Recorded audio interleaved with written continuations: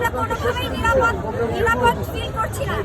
এবং আইন শৃঙ্খলার অবনতি এবং স্বরাষ্ট্র উপদেষ্টার যে দায়সারা কাজের কারণে আমরা আজকে রাস্তায় নিরাপদ না। এত বড় একটা গণ অভ্যুত্থানের পরেও গণ অভ্যুত্থানের ধরা একটা ইন্টারিম গভর্নমেন্ট যারা হচ্ছে ছাত্র জনতার ম্যান্ডেট নিয়ে সরকার ক্ষমতায় বসছে, সেই ক্ষমতায় বসায়ও কেন আমরা আমাদের দাবি রাস্তা নেমে আদায় করতে হয়।